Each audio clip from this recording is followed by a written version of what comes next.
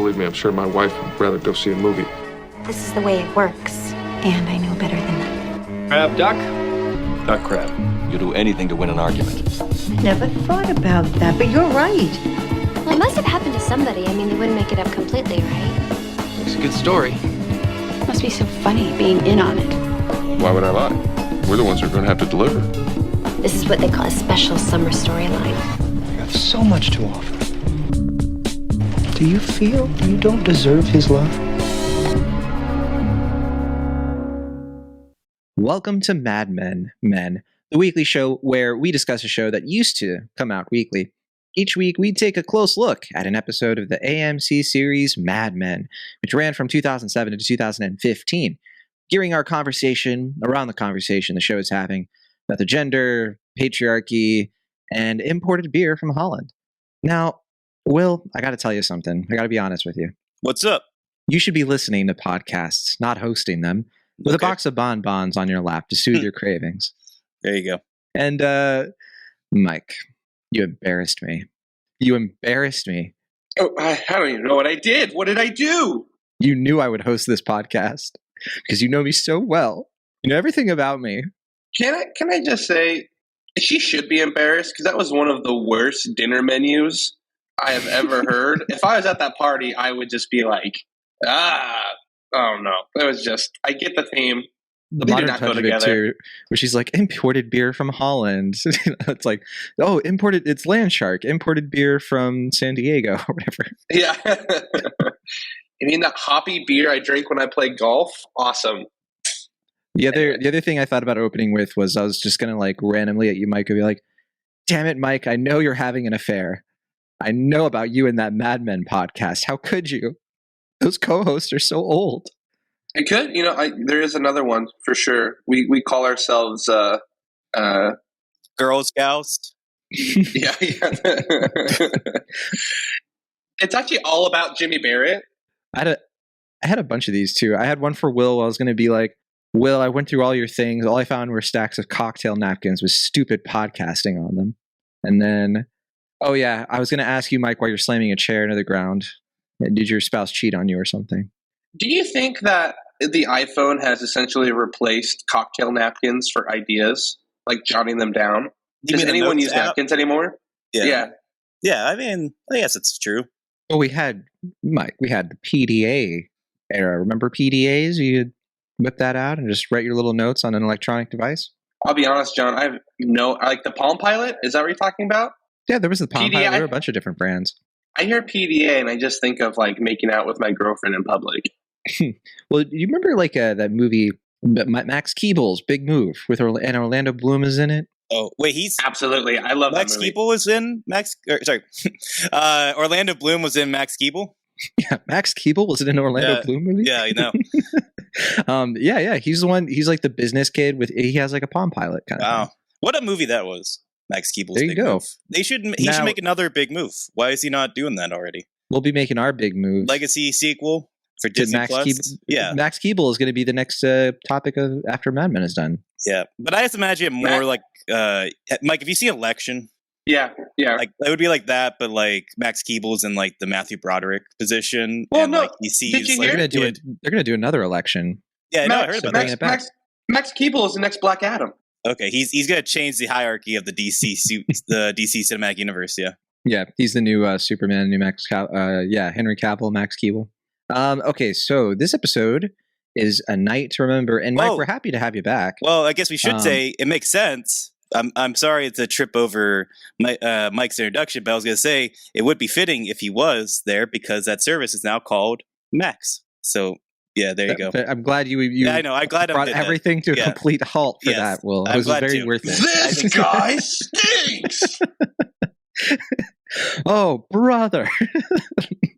So, Mike, we've missed you the last couple of weeks. You've been busy hosting a different Mad Men podcast and bringing them your analysis, but you decided to return to the mean streets of Mad Men, your roots, And so I'm guessing you rewatched or re-binged or whatever you did with all the other episodes you missed? Yeah, I did. Let's just say, I was busy. I had to take the fall for the Bay of Pigs. Jeez. It all came down on me, man. But I'm still rich and I still go to country club, so it hasn't been too bad. Yeah. What did you think of? So the ones you missed were, I think, Maiden Form and the Gold Violin, right? Yeah, I really enjoyed specifically the Golden Violin. I love getting more of Sal and April Kepner, his wife. That's a Grey's Anatomy joke for all of you single men out there who haven't been forced to watch Grey's Anatomy yet. Is that the actress's name? I don't. No, she plays April Kepner in Grey's Anatomy. But you're beginning to. I specifically was so excited for Will because you hate, and you always talk about it, and John will let you know, he's gonna get redeemed. And here, he just cares about his story. He wants his friend to care about his golden violin. He writes just for fun. Yeah, I mean, we talked about that last week, how it was kind of like a blending of the character I love the most, Sal, and the character I understand the least, Ken, coming together in this mutual moment of understanding. And it's like a beautifully poetic moment for our podcast conversation and the show. Will and I did a podcast together. He was obviously Sal in the scenario. I was obviously Ken lighting a cigarette. I was a little bit country and you were a little bit rock and roll, and we figured it out. Yeah, and then Mike had to step in as Kitty and kind of interrupt everything. Haley Crane! I love TV. I'm more of a face of it, though. But yeah, one thing we brought up is that Matthew Weiner really loves the episode Maiden Form. And, Maiden Form is an interesting episode. It's it's a weird one. It's one that's I think ties into A Night to Remember in a lot of key ways, because there's the scene where Joan has her, she's taking her undergarment off, and you have the mark, the red groove there that kind of symbolizes the weight of the patriarchy and all that good stuff, which is kind of a tie back to Maiden Form, because that episode was kind of about that. But a lot of people prefer Gold Violin, and I understand why, because I mean that episode packs that episode moves with so much energy. But what about A Night to Remember? So this episode, this one has a pretty packed pedigree behind the camera. We have Robin Veith writing here. Robin Veith, who has done a bunch of episodes at this point. Matthew Weiner writes, and then it's directed by Leslie Linka Glatter. She did 5G, and we talked about her recently. Oh yeah, okay, The Benefactor. So this is her last episode of season 2. And so we're on episode 8. At this point in 1962, we're somewhere in the late summer. So this is because Memorial Day was a ways back. That was back in Maiden Form. And at this point, we're either in early August or late July. And I just want to say real quick, I really like the title of this episode, because this is one of the few titles that I think kind of nicely ties all the different plots together. You can kind of Night to Remember kind of applies to everybody pretty equally, right? Yeah, I'd say so. I mean, you're talking Joan being excited for that As the World Turns. It's going to be a night to remember. Obviously, it's going to be a night to remember for Betty and Dawn because of what happens there. And then that's the name of the event that Peggy plans. And what am I forgetting? I think that's it. Well, oh yeah, because you mentioned the Harry Crane one too. Yeah, and I wanted to bring up a couple things, but first, guys, I know I've been a bit of a ham, not a John Ham, weirdly enough, because my name, but I've been a little bit mean about season 2. It's not my favorite. This is my least favorite series of episodes, and it's confusing because it's not even that any one individual episode is bad. It's just I don't love how all the episodes kind of go together. I don't love the overarching thing. And I think a lot of it has to do with the awkwardness with Father Gil and Peggy.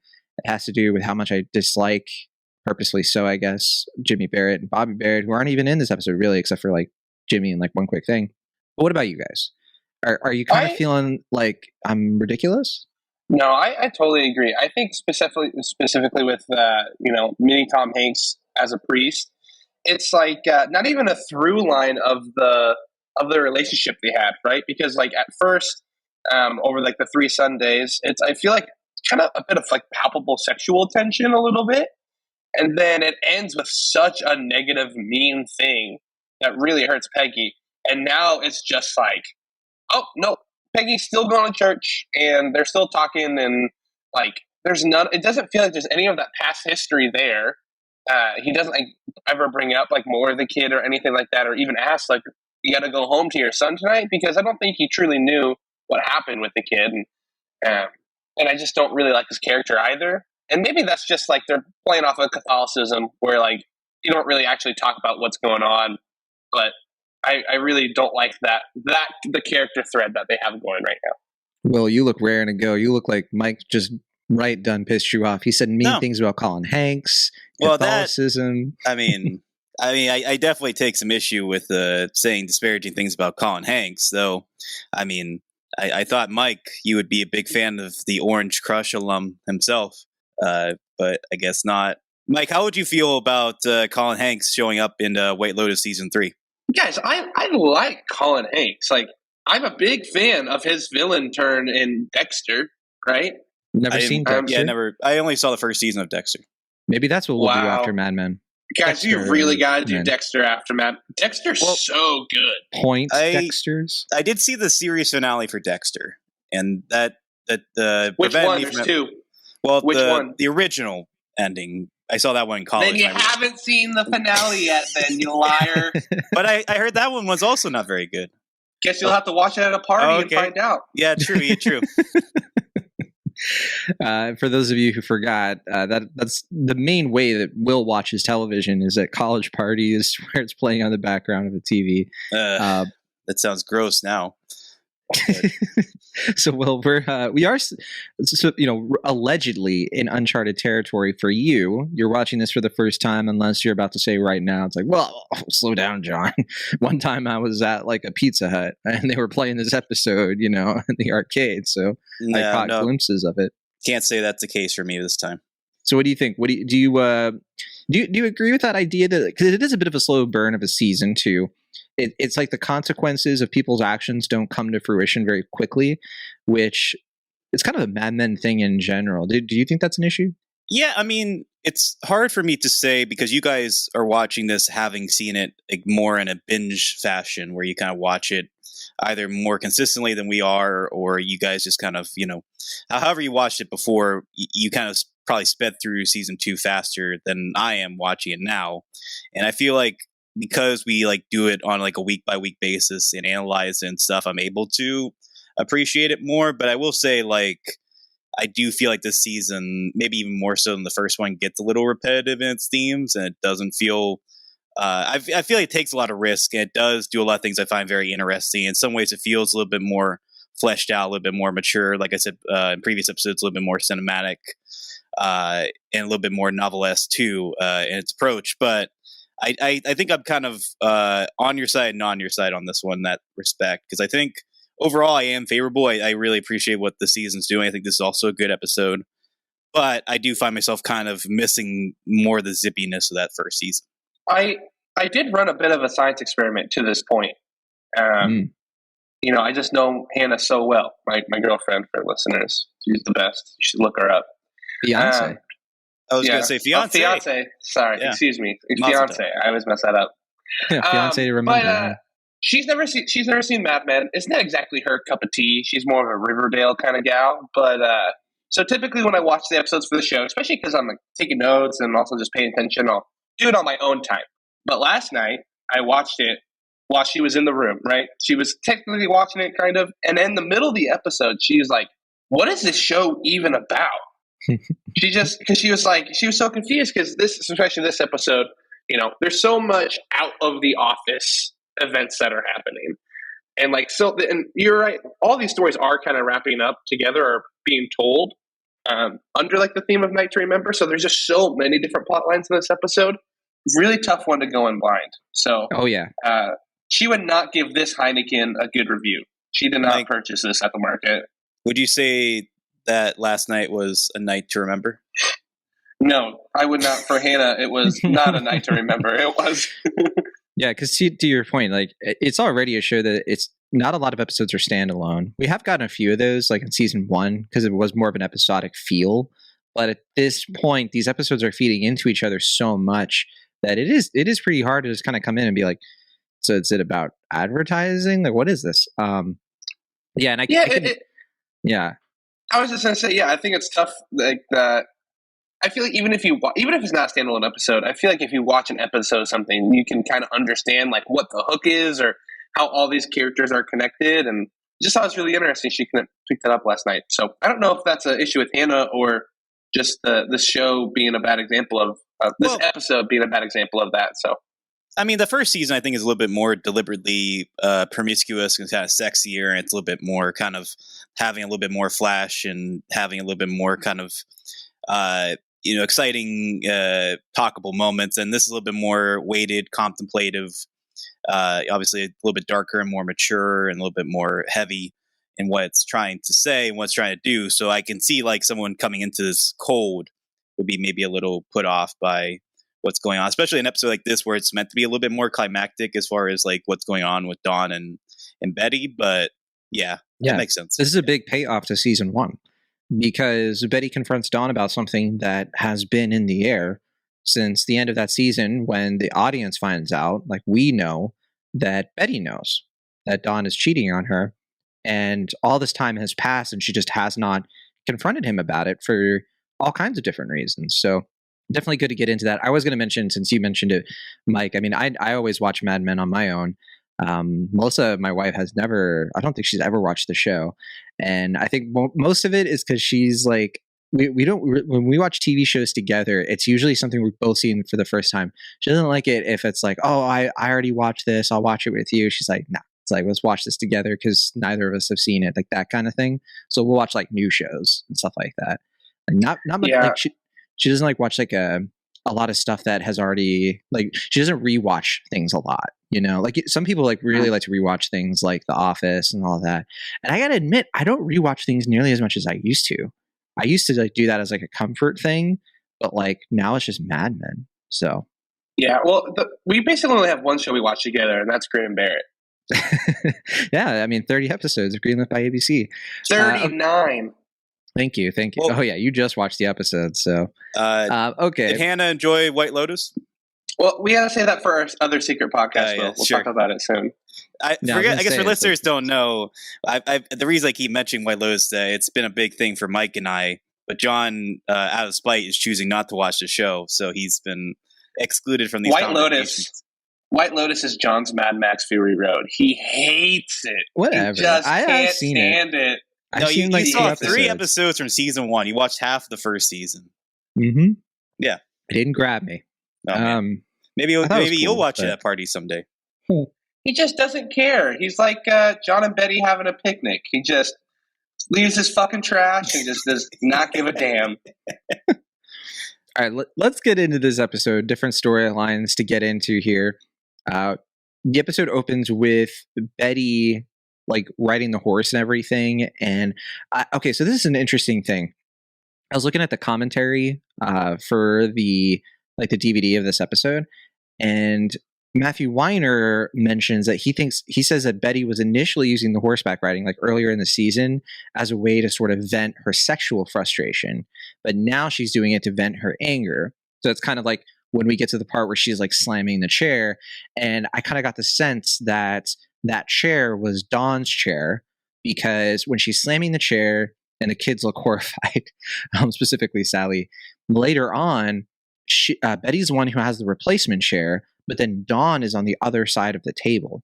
And there's like this serious like gap between them that I thought was very interesting. Like, I think part of it could be like formal, but I do think that it's all kind of intentional to sort of show us that like there's never been this much distance between Dawn and Betty. So there's a lot of stuff like that in this episode. I think like there's so much in this episode going on with the way that like Betty can't verbalize what she's feeling. Did either of you guys pick up on anything like that? Yeah, that's why I was also like just impressed that Betty did like explicitly call him out, right? Because I think so much of it, exactly, it was this frustration of up on the horse. It was this frustration of the chair. But to finally actually be able to like accuse him of it, but then in that whole conversation, like be right the entire time, like through all of Dawn's gaslighting, like everything, like she said as a viewer, you're like, oh yeah, Betty, like you are 100% correct. He is lying. Like he doesn't like.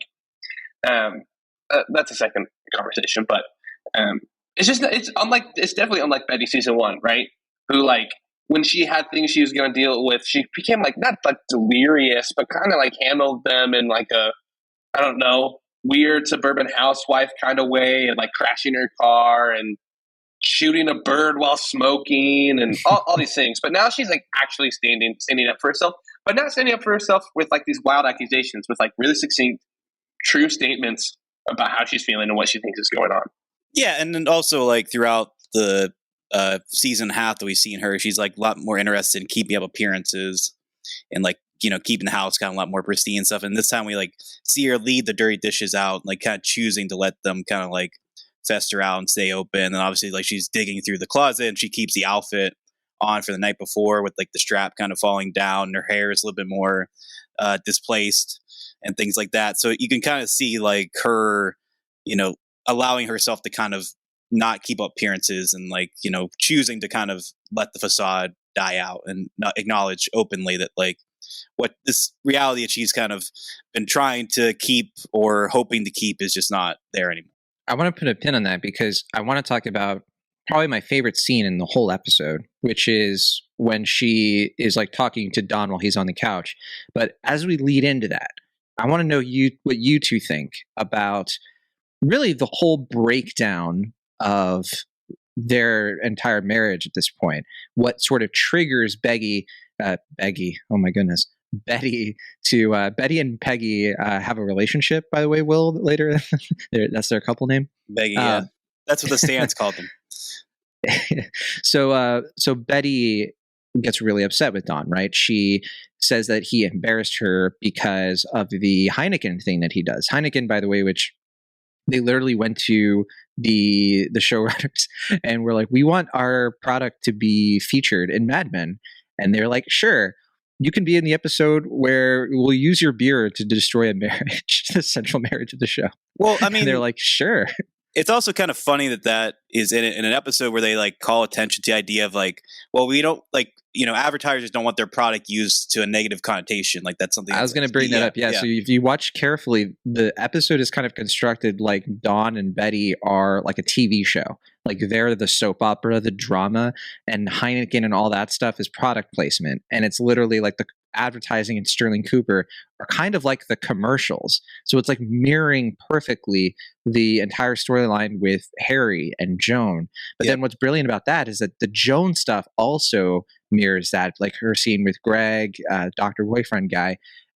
It's actually really well done. Like I was more impressed with it this time around watching it than I have been in the past. Yeah. And I think that's something that's been pretty, we talked about that already, but like more so than I think the last season, the idea that you can't really separate work and home life. And that they're, for these characters, almost like, you know, intertwined in a way that they can't really untangle has been so present with this episode. Yeah, like obviously the last shot really hammers that home. But then like, yeah, you have like Joan reading the scripts at home, like Dawn knowingly kind of doing the Heineken thing, inviting them, like the coworkers to his house. I mean, that makes it evident. And also, you know, like Peggy inviting, you know, Colin Hanks to the office and stuff, like all these little things that like show that like the characters are just unable and frankly kind of want that intertwining. As Don sees, it's like healthier for his work if he has like a thriving home life that intertwines into his work, but you know, at what cost? Leading into the central question, I think, for the entire episode, a lot of people tend to wonder this, especially when they watch the episode the first time, because it might seem a little random, honestly, at first. Like, why does the Heineken thing at the dinner party set Betty off? Because, you know, Don even says to her, you're making a mountain out of a molehill. He seems genuinely confused over why she's so upset about this. And I think there's a clear reason, but I want to know if either of you had any predominant theories about this, or, you know, if you had any thinking about it that's like changed or ebbed or flowed or whatever. So yeah, Mike, where are you at with this? What's going on? Does she just hate Heineken beer that much? Yeah, she's a racist. Plain and simple, John. Against Holland. No. I think it's just because she's not in on it, right? I think Betty is so tired of feeling like she's not, you know, up to date in John's life, in Dawn's life, included in things, especially when it comes to like work. It kind of is like what Jimmy says to her on the couch when he's talking to her. You know, he's over there and we're over here, and they don't care. And I think it was just a moment that really sparked that. Everybody at the table seemed to know about what was happening with the Heineken, and she was just, quote unquote, a victim of it. And she just didn't want that. She didn't want to be on the outs. She's tired of being on the outs with Don. She feels like she doesn't even know the man. I really like that because that ties into something I've been thinking about, how she's not far in age from a lot of the other young characters in this episode. She's actually younger than Joan, right? She's in between Peggy and Joan, who both have storylines in this episode where essentially people don't take them seriously. And that's how Betty feels. Like all three of these women are on the outs. That's a really good point. But what about you, Will? Was there anything that stuck out to you about that? Because I kind of have a different take. I think that's somewhat true. The joke I was going to make is that she's a proud Nordic, but Mike kind of stole my thunder there for that one. But no, I was going to say, I mean, I think her people are Nordic, yeah. People are Nordic, yes. I mean, I think there is something to be said about like how she's still internalizing her mother's loss, and that the idea like she never really felt respected by her mom. The idea that like in adulthood she still has like kind of like a child perception of reality because she never really felt like she could grow up, and that's kind of, we're seeing that bleed a little bit more into Sally Draper. And like there's even one scene here where Sally kind of takes on the role of the mom, and Betty is like the one in bed. And even that scene where Betty is in the kids' room with Sally and Bobby. The idea like she's, I guess, emotionally at this point a little bit regressing because she feels like she isn't respected as an adult, as like the partner to Dawn. And in that moment, she is seen as like kind of like, something like infantile, like something that's not, she's not respected among the peers. Like she's seen as like an other or like a child, like talked down to. And I feel like that kind of festers into her resentment towards Dawn that's already been building up between a season and a half of television, but now like she just fully doesn't have his respect, and she knows this information that she's been kind of withholding, but doesn't want to believe. It's like coming to a boil. This is really cool because I have a totally different take, and I don't even think that's wrong at all. And I think that's just like kind of the beauty of the scene. But the way I've always interpreted this is that it ties into the part where she's digging through the desk and finding all the advertising slogans. And I think it really, really bothers Betty that her entire life is just a facade for this guy to make money. And I think that when all this stuff happens, like the Heineken thing, she feels manipulated. She feels controlled, like he is maneuvering their life in order to sell advertising. That to everything, like all of this stuff, like Don doesn't care about it. He doesn't care about her. That's why I think she asks him, like, do you even love me? She just feels like she's being used. Like, that's why when he says, like, I use our life and my work all the time, that does not make her feel better, because to her, she's like, she's like, this guy isn't real. And I think the reason she knows that everything that Don is putting up as a facade is because she's doing the same thing. She is putting up the facade. She's sort of like, that's why I think the brilliant scene in this is when she confronts him in the moonlight. Because up until that point, I love the way the lighting kind of shifts throughout this episode. There are a lot of different scenes where the lighting tells so much of the story, and where I think it shines best is in that scene where she doesn't have makeup on, she doesn't have any dress on, she's just wearing her her pajamas, and it's in the moonlight. It's like a cool sort of like, it feels pure, it feels clean and honest. That's the moment where she tells Dawn that she's just like, you don't say you love it. Like, she finally confronts him about all the things that have really been bothering her. And in this moment, I think the reason that she gets upset even further is because Dawn doesn't do the same thing. He's still lying. He's still being inauthentic, and she can't get past that. I was going to ask you about that. Do you think there's no dick at all in that moment with Dawn? I think it's still a matter of he's both. He's Dick and he's Dawn. He's Dick trying to justify Dawn's existence. I think that last line where he's just like, I want to keep you in the family, is the Dick moment. Like, I think that's him like being, sincere, but like, I think it takes a while for him to kind of get to that, kind of realizing that like that what's at stake. But I mean, I feel like, I think the most Dick moment is when he's on the bed and like she, like the night before, Oh, when she you mean goes like over to where- the kids' room Yeah, and like, he opens his eyes. And yeah. that to me is like, that's Dick Whitman right there. Because Okay. it mirrors, it's so well done. It mirrors exactly like Sally's expression when Betty is slamming the chair. Yeah, it makes sense. Mike? Is there something Yep. you want to tell us, Mike? You want to be honest with us about something? I know I don't say I love you. You don't look me in the eye. Yeah, I do it all the time. All right, can we comment at least? Betty does a really great job, and I think it makes sense why she does it. But Don's whole role in the conversation, all the different modes of gaslighting that he tries, it's like it's like he's like an action hero facing an alien he's never seen before, and like he's trying these like different moves, and he's like, no, that one was ineffective. Move on to the next one. Or it's like first, like he's like, what are you talking about?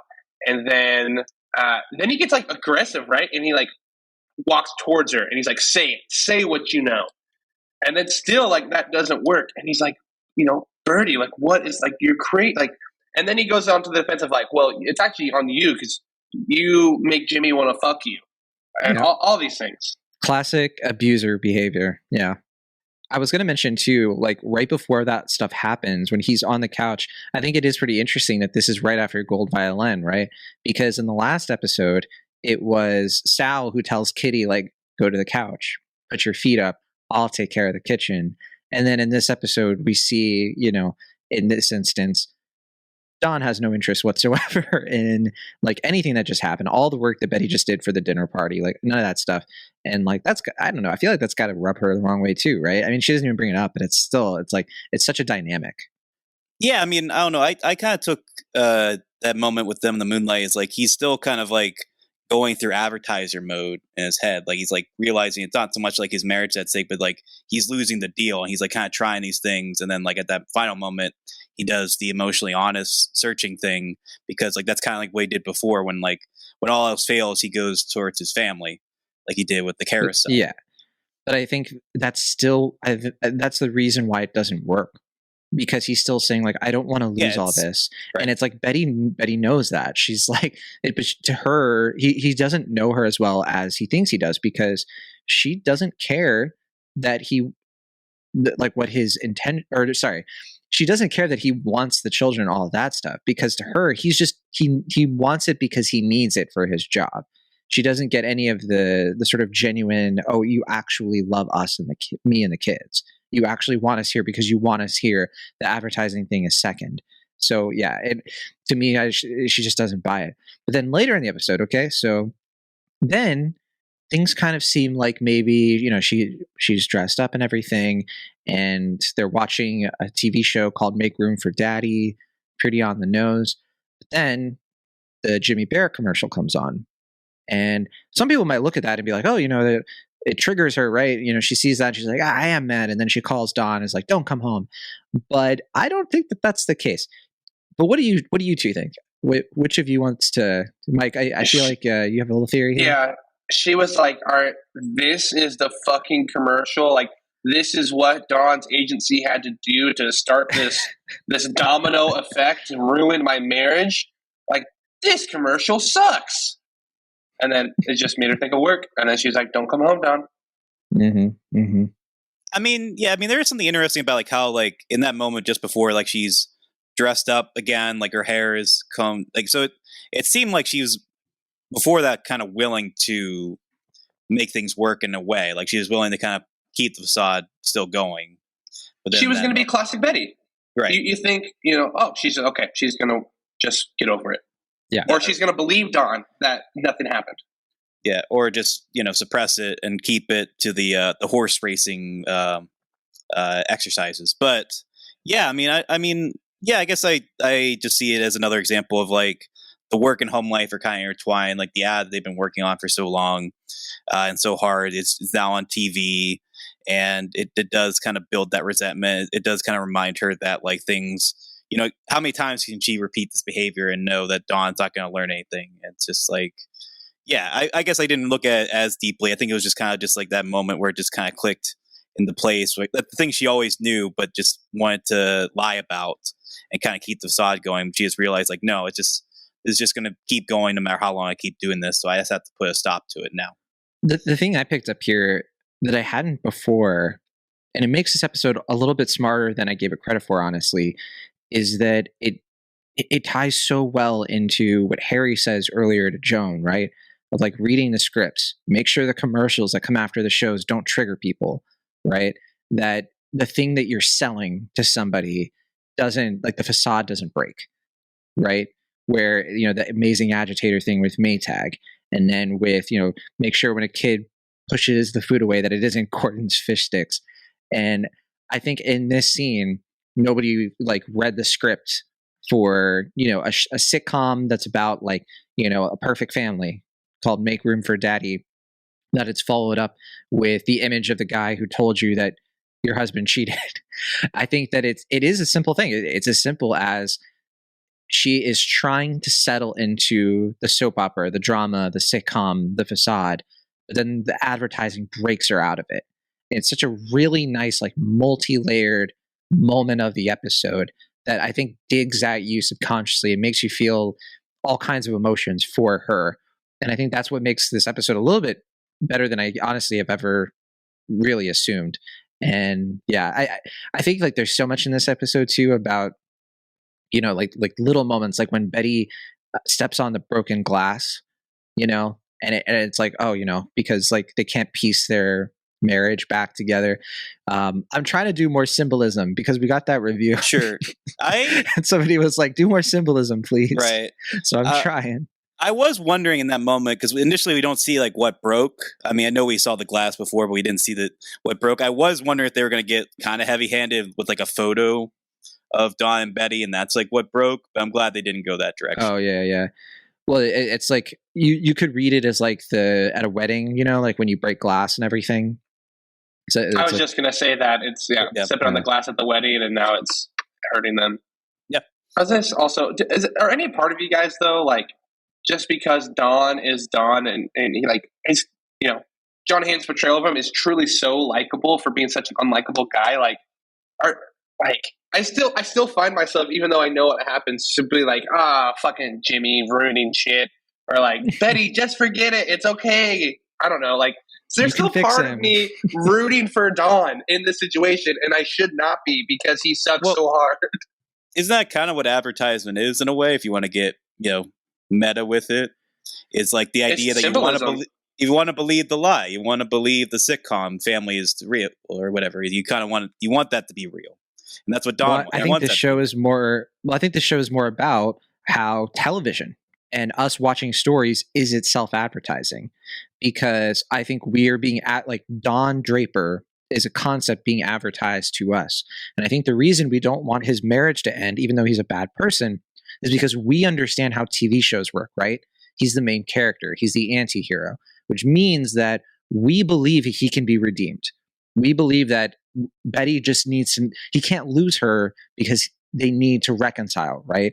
Because we believe that the showrunners are going to give him a redemption arc so that everything's going to be fine. So it's not that we think that he deserves to be with her. It's that we have this view of what a TV show is that doesn't jive with real life. I think that's why Mad Men is such a good show. It's because it's more realistic than that. Yeah.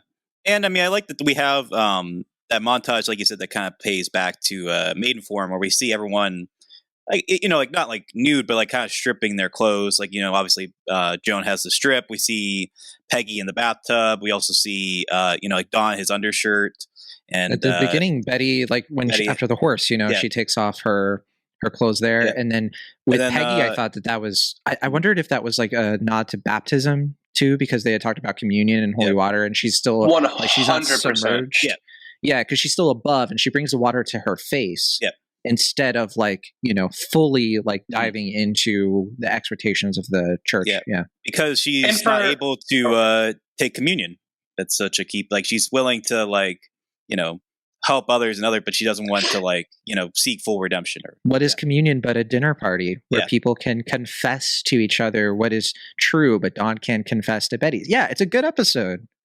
And for Joan, I was thinking that was like the weight of the facade on her shoulders of like her role at work and playing into, you know, just being the helper and not being upset that she just lost the job she actually enjoyed doing. Yeah, I hate that. thought that was It's such a heartbreaking scene, when it's clear that Harry is giving it to one of his buddies, because like they even have the part where they're joking around at the beginning, so it's clear they know each other, and like the guy is unqualified, and then Joan has to just sit there or stand there and just be like, "Oh, I'll help you do the job that I am qualified for." Yeah. You know who would be a great person for her to go talk to and figure this out? Fucking Peggy. But who has Joan been a huge old dick to this entire season? Peggy. Well, she wouldn't talk to Peggy about it, right? Because to her, she would probably feel like she couldn't do what Peggy did. But it's really more of like Peggy was lucky, or not even lucky because Peggy earned it, but she just like the circumstances happened to work out in her favor, that Don gave her a job because he wanted to spite Pete, right? And in this case, like, I think this episode is showing that doesn't always work out. The person who deserves the job doesn't always get it. Sure. But I did also want to, just before I forget, I did want to mention that, like, I did appreciate that we're kind of getting like a predecessor, even though, like you said, Joan is older than Betty, older than Betty. Like, she has kind of like that moment with her fiance, where we're kind of getting the red flags there, where that the relationship isn't really going to work out.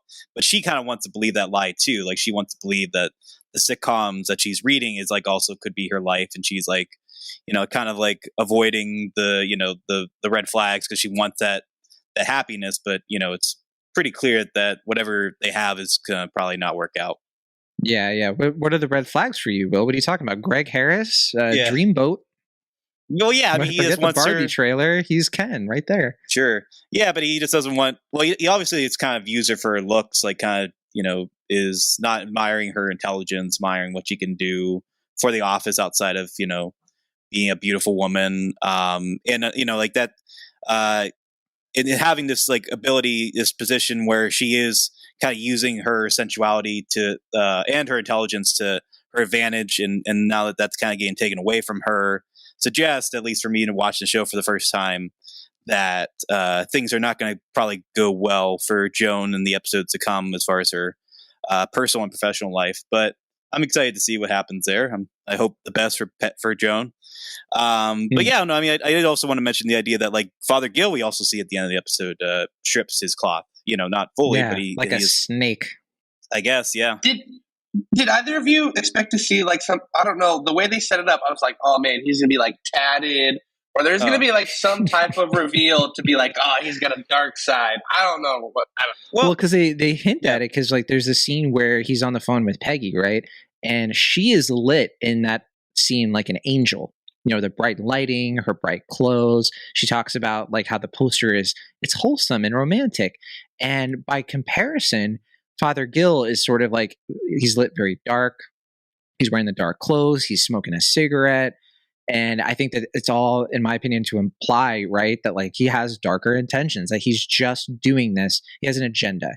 He doesn't really want her help. He just wants to get her to do communion because he feels like he can prove himself as a priest, that people will take him seriously if he's able to redeem or save or whatever, like White Knight, Peggy Olson, who like is the notorious sort of like lady in Madison Avenue, right? Yeah, and I appreciate that there's like, compared to their previous episode, there is more distance between them, and that's obviously suggested with like the idea that like those ladies like leave room for the Holy Spirit. You gotta make sure that there's how much room does the Holy Ghost need, Will Ashton? I know. I was looking at that poster. It's like he could fit in there pretty fine. I think so, but I mean, I just feel like compared to like if you were to watch that episode and this episode, you could just see like the intimacy that was there before, like the will they won't they thing is obviously a lot more like they're connected. Yeah, they're not flirting as aggressively, right? Mm-hmm. Yeah. And I think it's because he's kind of like bringing in the pitch. Like it sort of reminds me of when Don criticizes Duck. He's like, you're selling more to me than you are to clients.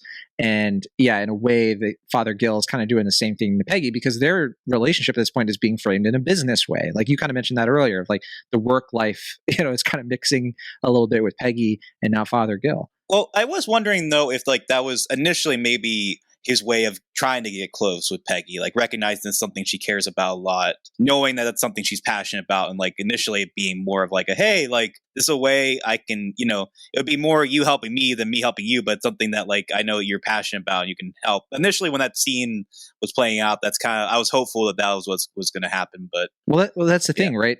Have you ever, and I know the answer to this question, have you ever been in that situation where somebody is trying to get close to you who is like knows you through religion and is just doing it so they can confront you about things they think that you did that were bad, and then you have that moment where you realize that like, oh, I'm not really friends with this person, they are just doing this because they feel obligated? That sucks. 100%.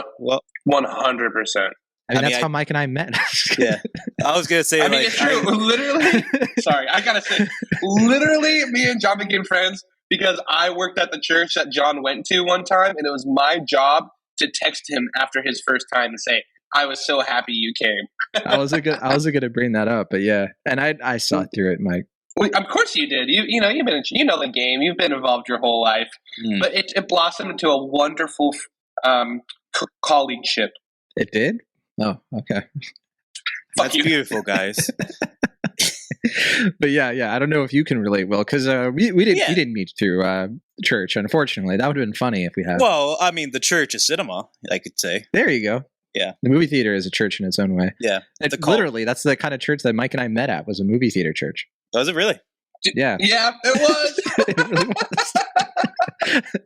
Oh, man. That's why I went. Damn. That's the best symbolism of this episode. Yeah. The only reason Mike and I know each other is because I was like, a church in a movie theater? I gotta go see that. Yeah. How's that for symbolism? There you go. John was just early for a showing of like, I don't even know what movies were even around that time. Yeah, 2016. Unfortunately, that's not true. No, this was 2015. You're right, 2015. Yeah, spring of 2015. I'll never forget when I met you, Mike. He was early for a showing of Love and Mercy, and it was like, well, okay. It was. I do remember when that movie came out, and yeah, we didn't watch it together though. It was truly a night to remember. So yeah, okay. Was there anything else with the Peggy and Father Gill stuff? I mean, we mainly focused on Don and Betty because that's the big one. I had a couple things that I wanted to bring up, note for note. But yeah, Duck. I wanted to bring up Duck because he claimed his date canceled.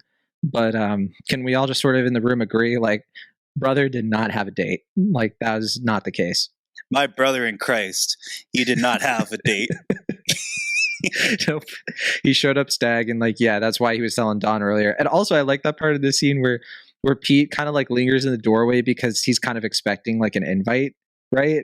Yes, that's like one of my favorite parts of that. Like, Vincent Hurt, that is like, he doesn't get a lot in this episode. Obviously, I think it might only be that, but he ate in that scene. It was so did. Well, good. he's in the Heineken pitch later because I was going to mention he gets like 2 moments. And there's the other part where the guy is just like, he's like, oh, do you want a Heineken? And he's like, it's 11 a.m. for Pete's sake. Pete's sake. Pete. Yeah. I thought that was. I enjoyed that. A little good humor in this. Yeah. Petra Coulson. Love Petra Coulson. She has the right idea for what to do at this kind of shindig when she runs into the door frame. How did that get there? I love her. Amy Lancaster, or how you pronounce her last name. She's from Transparent and A Serious Man. I did not expect to see her. Yeah, she pops up. I mean, this is the first thing I'd ever seen her in. Oh, really? Me personally. Can I say, and maybe this is me expecting too much, but we had Betty like slamming the chair in her exact spot where she was sitting at the dinner table. So there was a part of me that was wondering, like, she had fixed a chair, but like and she was like wobbly and stuff before if the chair was going to break with her in it. Like I was kind of expecting that during the dinner table. Oh no, because Betty's chair is the one that like it doesn't match all the rest of the chairs. I know, yeah, but just because of the placement of it, and that was the exact spot where she sat. There's a part of my brain that's like, I wonder if that's going to be like a thing that they were foreshadowing the chair was going to break, but nope.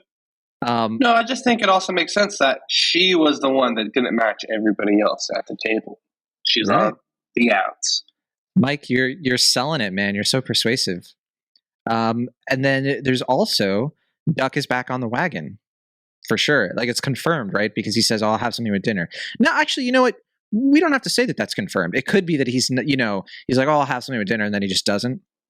I think he doesn't have. Yeah, I don't think he does, and also I think it's just public persona. So I don't think you can really confirm anything. I think he plays that shit pretty close to his chest. Yeah, exactly. Yeah. Good point. I do, duck, crab, duck. Great line. Lots of great lines in this. We have the return of Crab Coulson. So you'll remember him from Maidenform. We met him at the country club, Willow Oaks. And yeah, he works at Rogers and Cowan, which is, I forgot to look into this because I was kind of curious, like why they have him there, because I wasn't sure if Rogers and Cowan, I know it's like a brand marketing agency, but I'm not sure if it's one that works for like clients, so like one where they could get in with like some big clients through him, or if they're trying to poach him or have some, I wasn't 100% sure about that. I wasn't sure if either of you boys know either way. Well, didn't he tell Dawn that it was like a sinking ship, or like that things were going poorly there? I don't know. Yeah, because if they could get a guy like Crab Coulson, they could bring clients with him. So yeah, that was just something I wasn't sure about. So That's I like that they don't even get into it. It's just sort of like he's a guy, he's in the biz, see, and it's not that relevant. Yeah. But yeah. So what else? Oh yeah. Okay. I thought that the whole thing where Harry kind of like gets like chastised for the television department and I love like how Ken is just like, or like Harry comes out and he's like, oh, I have to do stuff I didn't even know was my job, and Ken's like, how is that, like you made that job up? Like, I just love how like funny that whole thing is, and like I really get the sense that with Harry, what's even more heartbreaking about the thing with Joan is that he's only doing any of this to get ahead, right? He's not doing it because he cares or that he like has a passion for it or has a knack for it. Whereas Joan absolutely does. Like she should be head of the television department. She has like a passion for it. She could really make it into something. Harry's just doing this because he was jealous of Ken. And so that, to me, that's what makes it sting all the more, because he gets rewarded at the end of the day. And it's even funny too. I know you mentioned like, oh, you made the job up, but I thought the funnier line was when he's talking about the things he's doing, and they're like, "That's what you used to do for your job. Like, how to do it." There's a really nice touch, actually, at the very beginning of the episode, when you'll notice that Peggy asks Anita how her husband Jerry is, because clearly things are kind of strained. It looks like the two of them are like not doing super well, and Anita is truthful with Peggy. But when the priest comes later and asks Anita how Jerry is doing, she lies and says he's doing much better. And I thought that was like a great way to start the episode of how, especially Anita, a character who has been kind of dishonest with the priest in past episodes, it kind of sets up this episode of how people, even people who do take communion, aren't really honest, right, with the people they say they're going to be honest with. So I thought that was a nice little touch there. Warren gets more in this episode. I know you guys are both big fans of Warren. I love the way he talks, where he goes like, how did you do that? What do you mean? He's like, how did you talk to her like that? She's so much woman. And he's like the same guy who goes like, we're going to go to the oyster bar later. Like, I don't know. I just wish Mad Men had more characters with that accent. I think it's great. Yeah, you don't have enough accents in this show. That's super true. Yeah, people need comas so that they wake up with accents. I'm going through my notes here. Did either of you have notes that you wanted to slam in? I don't know her name, but the one woman that works at the office. I like that there's that moment where we see Father Gill at the printer thing, and then like she like comes in to go into the room, sees Father Gill and leaves. I thought that was a really nice little touch. Yeah, it's really I was gonna bring up how it's so on the nose when the episode's called Night to Remember, and like Don even says out loud, like literally no one is going to remember that, because she's talking about like, oh, they're just going to remember the Petra Coulson Mr. Chair or whatever. Yeah, I was also I don't think we ever brought it up too when we were talking about Peggy at the CYO meeting, but just like tough for her, like her characterization, she's at this point not being taken seriously at work, and now she's being brought in as his expert and still not being taken seriously, like even in that situation. So I feel like I've been there too, going back to like the church world where like you're just trying to help people and do the right thing. Like a lot of this came when I was doing like video editing for churches, and there are people involved who just are involved because they've been going to the church for 30, 50 years and have opinions that just don't make sense. And it's just so frustrating. Like I was so frustrated for Peggy in that meeting. Yeah. And you were a young guy too. I remember. You were young, much younger than me at that point. Still are. I was 18. technically. I was Yeah. 18. That's why I was like, this kid and his Mad Max opinions. This little whippersnapper. But I didn't pat him on the head or anything like that because he was obviously like taller than me, I think. But then I really, we kind of touched on it, but when Betty is rifling through like really like the season 1 Easter eggs, right? We see the advertising from like, oh, what do women want? An excuse to get closer. We also see some stuff from season 2, like Sally's like, I love you, daddy, or happy, whatever, daddy, whatever it said. I really like this because it, for me, further cements how she feels like their entire life is just advertising. It's just Don searching for, like, he's not human. He's like sociopathic. Like, he needs to artificially create moments of suburbia in order to sell a dream. And I really like this because it's a nice selling point of how the 50s lead into the 60s, that disillusionment of the sort of 50s era, like everything's great, here's what you need to do in order to be happy, moving into the 60s where that sort of breaks down, and it also mirrors in a lot of ways going from your 20s to your 30s in terms of age, because as I think you two will eventually discover, Sure. there is a big change that happens when you go from your 20s to your 30s, because everything you think you knew or like you felt comfortable in, or that like kind of, and I say this as somebody, I went into my 30s during a pandemic, so maybe I'm just a little primed, but like, yeah, the world just kind of like shows you what it really is, generally speaking. And so I think that that's what's happening for Betty, because she's 28 in season 1. So that's 1960. So she is like literally at like age 30 at this point. And so I like that you can kind of put that in there as well. Yeah. So yeah. I mean, I also like that, like, even though Betty knows the truth at this point and she's just kind of looking for that smoking gun, she can't really find it because Don just does, like, his home isn't really his home, as like the last shot kind of shows that, like, yeah, even though he's not really like that sneaky about the affair and everything, he just has his life isn't really connected to his home so much that, like, she can't even just find this thing that's very obviously happening. If anything, it makes it even more like confirmed for her, because he's so good at this that he's able to hide it so well. He must be doing this a lot. Yeah. And it just shows the facade too, that like, you know, this home is just like a plaything for him. It's not his real home. It's just a place where he, pretends to be a family man and all this stuff. I didn't take it as like he was so good at hiding things. I took it as like he just literally doesn't care about any of it enough to have any evidence, like his family or his affairs. That's a good point. Yeah, because like, what would he keep from those? Like, he doesn't get his advertising inspiration from other women. Although at the same time, he did with the an excuse to get closer. So, but it it doesn't give away anything. But it is a Yahtzee card. I wonder if she looked at that and was like, when was he playing Yahtzee? Yeah, maybe. Yeah. I mean, who's the only person he would have kept something from? Like, right, Rachel Mencken. But at this point, like, she like hurt him, and so no way he even has anything. The thing that he kept from her was the dog that he got for Sally. Yeah. So that's something. That is something else I didn't get to mention about previous episodes. Just fuck Duck, dude. Fuck Duck for doing. I thought you were going to mention we got to see Rachel again. Yeah. No, fuck Duck. Yeah, the dog thing. Yeah, we had a bit. There's nothing eviler. There's nothing eviler. Yeah. When it comes to like characterization of characters. Abandons that poor dog. Chauncey. Yeah.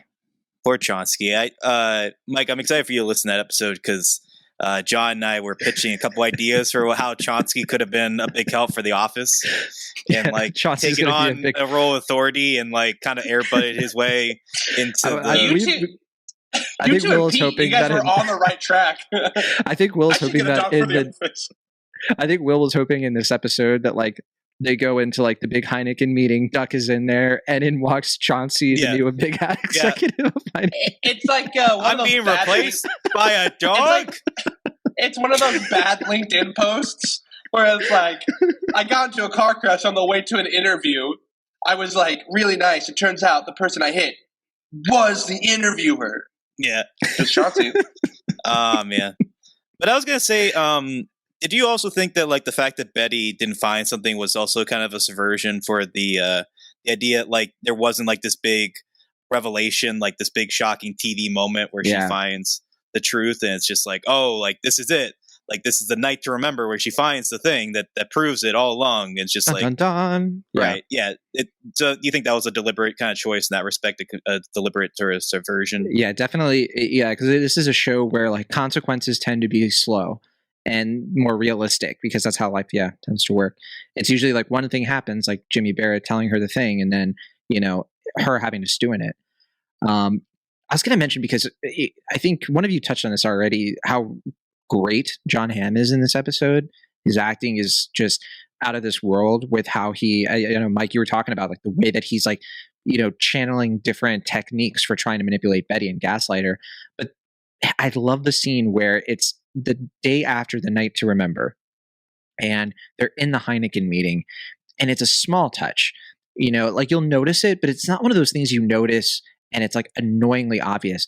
Don is rattled, right? There's the whole thing where like Duck is kind of doing the thing, and like Don's supposed to step in and Don doesn't. He kind of like shakes his head a little bit, kind of shakes himself out of it before he starts to go into Don Draper mode.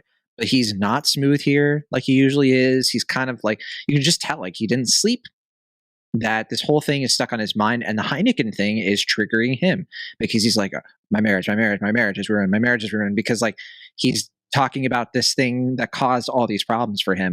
I think that it's really well done. I think Hamm had a tough job there to like sell this, because he's Don Draper. He's not supposed to be rattled, but yeah, he shows us like a version of Don that can be rattled, which I think is great. It reminds me of in the last season when Pete kind of confronts Don about who he really is, and like we kind of see him a little bit like slightly shaken. Yeah. That's something I also noted, and you're exactly right to call it rattled, and also relate it to when Pete confronts him, because he's not sad, right? He's not like, my marriage is over, because he's sad about Betty. It's because this Heineken thing is reminding him that like he's being found out, right? It's like he lost a piece of his armor almost, and so he's rattled and he's feeling vulnerable, specifically not sad about what's happening. Speaking of Heineken, I don't think I have ever mentioned this, but Heineken was my first beer, which is funny because like when I see Heineken, I do not think of fancy imported beer. I think of like, oh, Bud Light. Like it's very, When did you have that last week? Roasted, busting my chops left and right.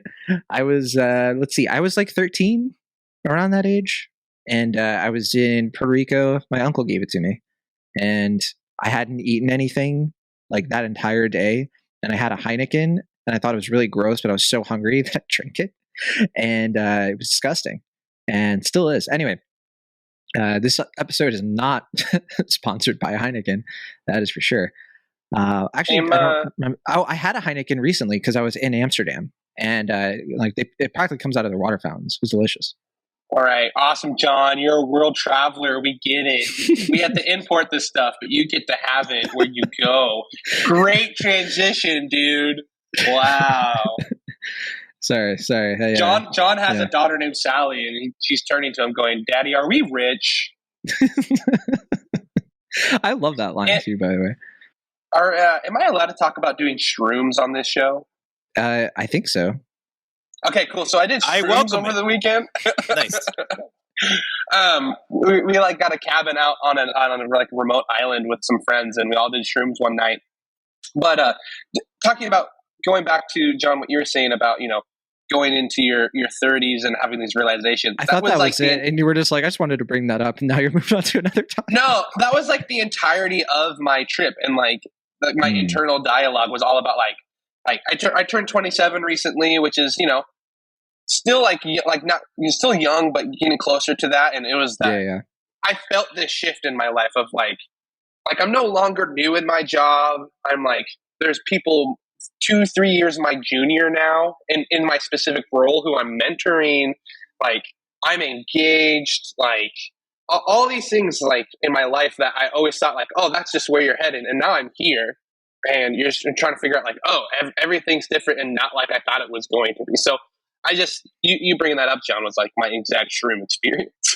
Sheesh. Yeah, I can, we'll have to have a conversation off the air then, but to that effect. But okay, I don't have that much else here. Was there anything else before we get into trivia, guys? Was there anything that you just felt like, you know what, Mad Men, let's get the hot takes in?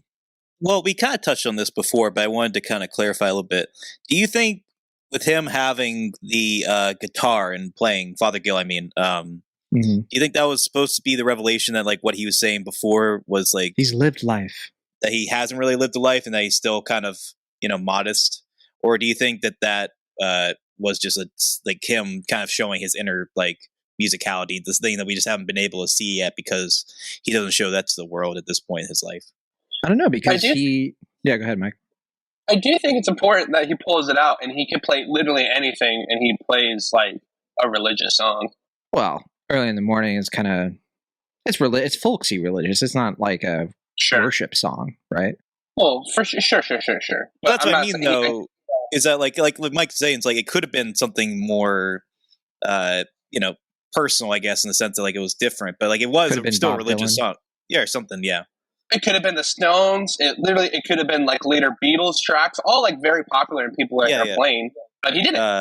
Well, yeah, I mean, but I think there would be more period specific, right? Because I think that song is 62. Yeah. So it should be. He would have done "Fuck the Pain Away" by Peaches. Wow. Sure. Oh, that joke didn't go anywhere. Fine. Fuck you guys, I guess. It definitely caught me off guard. I actually don't have trivia for this one. I have some like behind the scenes stuff. I already wove in the stuff I had, but I didn't have any like official trivia.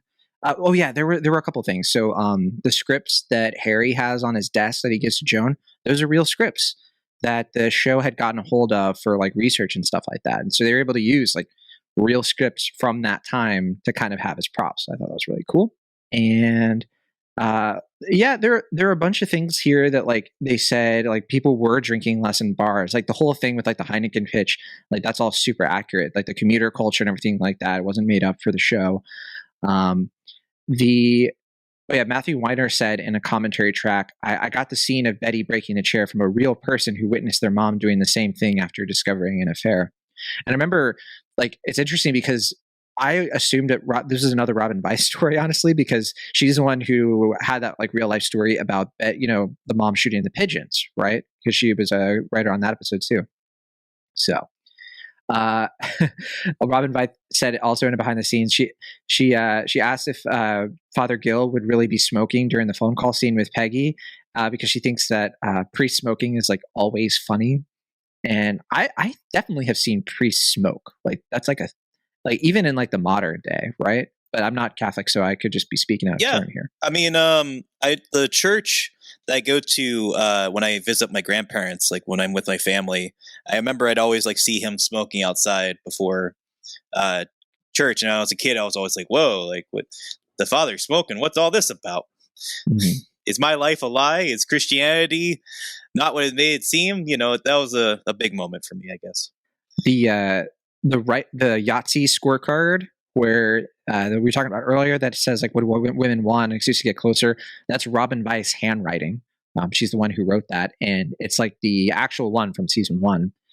And also they said like the idea of women buying beer was a really new idea in that era. But you'll find that Heineken was a very experimental brand in the 60s. Like they were doing all kinds of like different things, like out of the box ideas in order to sell, because imported products were starting they were in the early stages of becoming more common in the 1960s. And then later that decade is when it like really took off, especially with cars like Toyota and Honda and stuff. And the last one I have here is that they originally, like when they were writing the episode, they were going to have a more antagonistic relationship between Harry and Joan, where Harry was going to be irritated by how Joan is sort of doing really well with the job and like getting on with the sponsors and all of that stuff. But they thought it would be way more interesting and subversive if he's not irritated by it at all. The idea is that he doesn't take her seriously to such a degree that he's not even threatened by her at all. He's just sort of like, oh, she's helping, haha, and then he just like moves on. And they thought that was like way more sort of like, yeah, that's true to life. So also, true. I think it speaks to how inept he is also at his job, that he can't even notice that somebody else is doing a way better job than him. Exactly. That's a great point. But okay. that's everything I had. Was there anything else that you guys want to talk about before we move on to our lives, our days of our lives, our comas and our soap opera dramas? As the world turns, etc., etc. Yeah. Yes. I'll say this: there hasn't been a realistic promotion or like job decision made in this show yet, and maybe it's just because we live in the modern world. But like, they all happen quickly, like in conversations. Like Peggy's promotion, Dawn's like non-contract, Harry getting promoted to the head of television, him getting this extra person. It all is just like Roger being like, "Okay, we'll do that." Blah blah blah. Oh, yeah, and then he stands waiting for Harry to open the door for him. I forgot about that part. Like, do these people then just, or even when what's her face got fired? Like, is there no HR you have to go to? And if you do, like, are you just expected to tell them like, oh, hey, Roger just told me in this meeting I'm now in charge of television, and they just go, cool. Like, yeah. Anyways, yeah, that's a fair point. It's things have changed. That's for sure. Things are way more official now, I suppose. But all right, if that's it, I guess we can move on. And we'll be back next week to talk about 6-month leave, I think it's called. And I definitely remember this episode. Speaking of things to remember. But yeah, see you later, everybody.